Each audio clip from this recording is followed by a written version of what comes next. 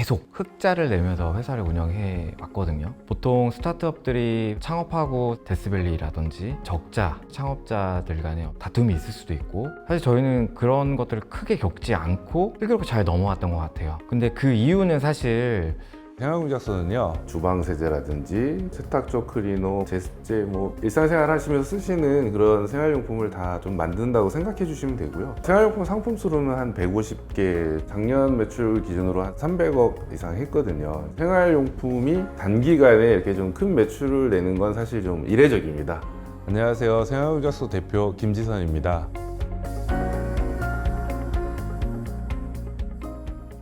대학도 졸업하지 못했고 학력도 없고 경력도 없고 몸도 조금 불편했고 집안도 좀 어려웠던 건 사실입니다. 그래서 할 수 있는 일들을 일단 다 해보자, 다양한 일을 한 것 같습니다. 파푸아 뉴기니아라는 나라가 있습니다. 거기에 가서 랩탑을 현지에서 만들어서 제공하는 일도 했었고, 망고 퓨레를 국내에 처음으로 유통해서 판매하는 일도 했었고요. 사회생활 초창기 때는 실제로 해고를 많이 당했습니다. 왜 이러지? 나는 왜 이렇게 뭘 하나 이렇게 잘하는 게 없지? 이런 생각을 많이 했었는데, 그럼에도 불구하고 그 속에서 내가 살아남기 위해서는 무엇을 해야 될까 이제 고민을 많이 했습니다. 나에게 있어서 경쟁력이 뭐냐? 성실해야 된다. 누구보다도 일찍 출근하고 누구보다도 늦게 퇴근하고, 거기에다 하나 더 더하자면 할 수 있는 한 내가 만나는 모든 사람을 한번 감동시켜보자. 그때 당시에는 회식 자리나 이런 게 참 많았습니다. 근데 끝까지 남는 거죠. 선배님들 다 챙겨드리고 맨 마지막에 퇴근하고 또 그 다음날도 누구보다 더 일찍 왔고, 그걸 또 안 좋게 보시는 분들도 당시에 있었어요. 쟤는 막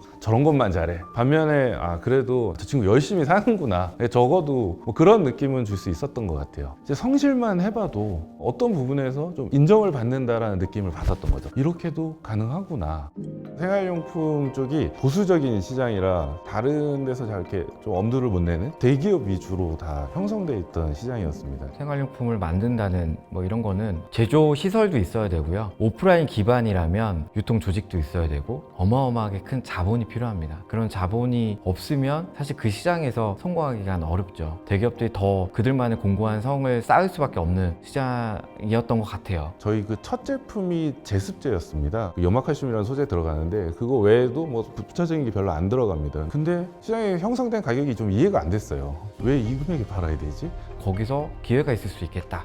사실 상품의 제조 기술이나 이런 부분들은 굉장히 많이 올라왔고요. 거기서 사실 차별화 포인트를 찾긴 힘들더라고요. 감성이나 디자인적인 측면에 많은 관심을 가졌던 것 같아요. 근데 그럼 우리가 이제 어떻게 할 거냐? 결국은 이제 브랜딩이 필요하고, 브랜딩을 잘 만들어 본 좀 경험이 있는 친구가 좀 필요했습니다. 최종호 상무님 같은 경우는 저한테 결제받지 않고 독자적인 영역을 브랜딩에 집중을 하십니다. 쉽지는 않았어요. 왜냐면 제습제 자체가 그때 당시에는 핑크색 뚜껑의 제품이 거의 점유율이 90%가 넘어가는 수준이었고, 그 외의 시장 자체도 다 그 핑크색 뚜껑과 비슷한 제품들이 많이 나왔어요. 생활용품 자체가 매일 쓰는 제품이잖아요. 자주 쓰는 제품이기도 하고 반복적으로 쓰는 제품이기도 하기 때문에 부담스럽지 않았으면 좋겠다라는 생각을 첫 번째로 했던 것 같아요. 보통 마트의 매대에만 가더라도 눈에 띄기 위해서 화려한 색깔을 많이 쓰거나 효과를 굉장히 강조하거나 하잖아요. 그 매대에서는 그 제품들이 주인공이 되어야 눈에 띄기 때문에 그렇다는 생각을 했는데, 그거를 이제 구매해서 집으로 들여놨을 때 집의 주인공은 나고 내가 살기 편해야 되고 내 눈에 거슬리지 않아야 되는데, 그 제품들이 과연 주인공일 필요가 있을까라는 생각을 하기 시작한 거죠. 우리는 좀 있는 듯 없는 듯한 제품을 만들었으면 좋겠다. 그리고 좀 불필요한 걸 좀 걷어냈으면 좋겠다. 필요한 요소 외에는 불필요한 디자인 요소를 다 걷어냈고요. 까만색 뚜껑을 채택했던 것도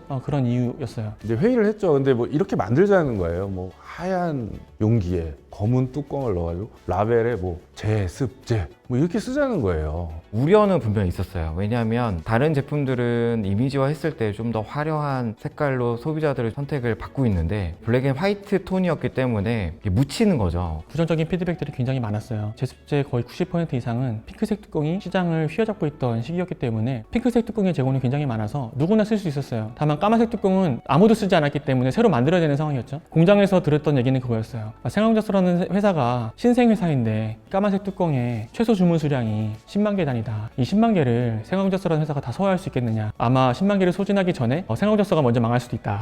이런. 저는 사실 그 제품에 대한 이해가 100% 되지는 않았지만 내가 이 부분을 맡겼고 근데 이게 내 개인적으로 마음에 안 들어. 근데 어떻게 하겠냐는 거예요. 그럼 내가 뭐 플랜 B가 있나? 생각해보면 또 그것도 아니에요. 어차피 저는 생활공작소를 운영하는 데 있어서 제가 모든 분야의 전문가가 아니라고 생각하기 때문에 그 부분에 대해서 분명히 권한을 임했고 뭐 이렇게 한번 시도를 해보자. 제가 이제 제조사를 찾아갔죠. 제품으로 설득이 안 되면 나라도 설득을 해야 되겠다. 제가 제일 자신 있는 게 그런 거거든요. 뭐 이렇게 상대방을 설득하는 일. 아, 대표님 보세요. 제가 딱 잘 팔 것 같지 않습니까? 하면서 뭐 밥도 먹고 소주도 마시면서 제가 언제까지 이거 안 내면 그 다음에 물건 안 주시면 되는 거 아니냐 뭐 설득을 했는데 그게 이제 나중에 굉장히 사실 큰 반향을 일으켰죠. 정말 불티나게 많이 나갔었습니다. SNS에도 올라오기 시작했어요. 보통 이제 SNS에 명품 막 이렇게 자랑하고 싶은 거 올리는 건데 장롱 안에 있는 제습제를 꺼내가지고 바이럴이 일어나는 거죠. 너도 나도 따라하기 시작하는 거예요. 심지어 이제 대기업들도 비슷한 컨셉의 제품들이 많이 나오기 시작하면서 분명히 시장에서 센세이셔널한 어떤 임팩트는 분명히 만들어냈구나.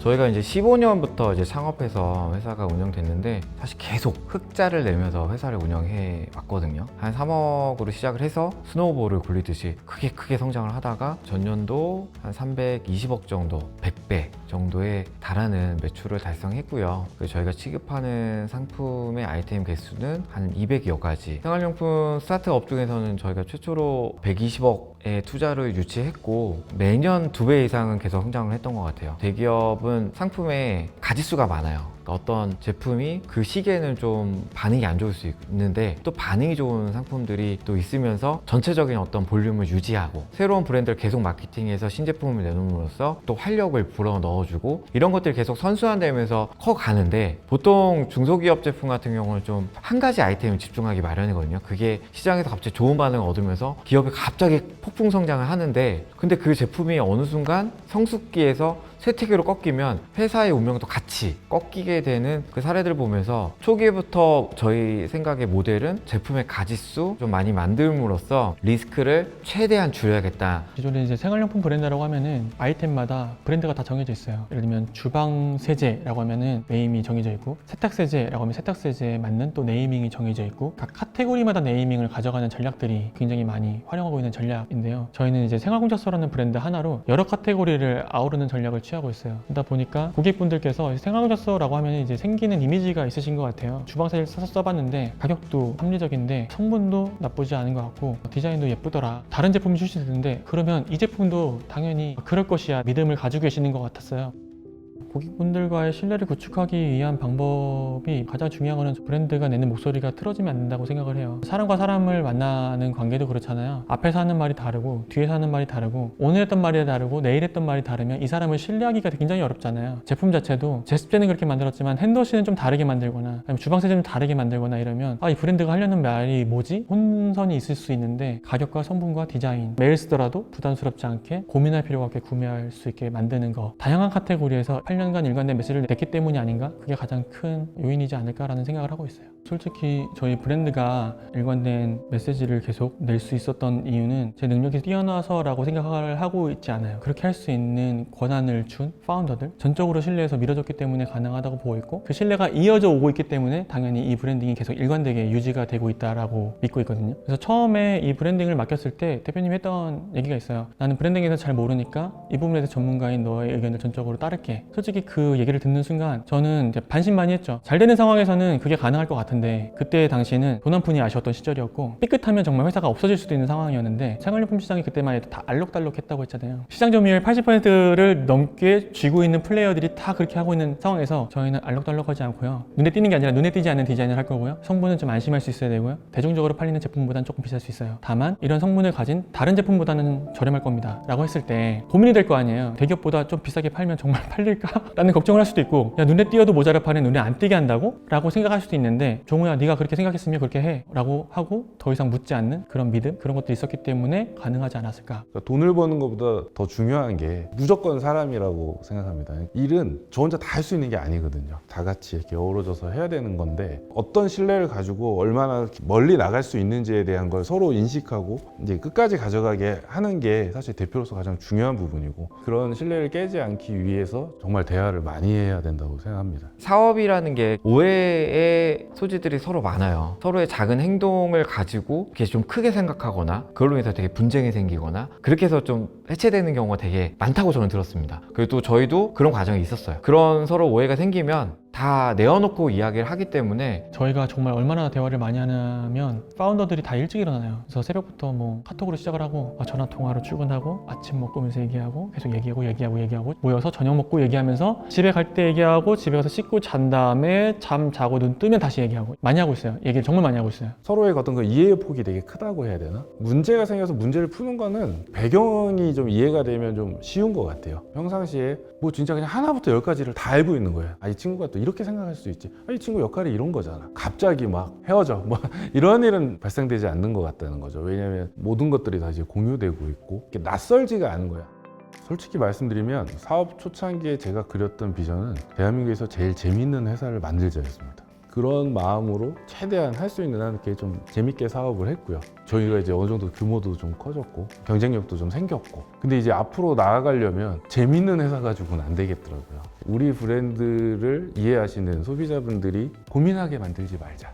생활 공작소라는 네이밍에서 우리가 알 수 있다시피 생활을 만들어 나가는 브랜드잖아요. 생활이라는 게 먹고 쓰고 입고 하는 그냥 모든 우리의 생활에 걸려있는 진짜 엄청나게 큰 범위의 단어거든요. 고객들이 하는 생활을 곳곳에 스며들면서 정말 편하게 만들어주고 생활이 필요한 유형의 아이템과 무형의 서비스들을 다 아우르는 기본을 지키면서 내가 알아. 얘네 믿음이 가.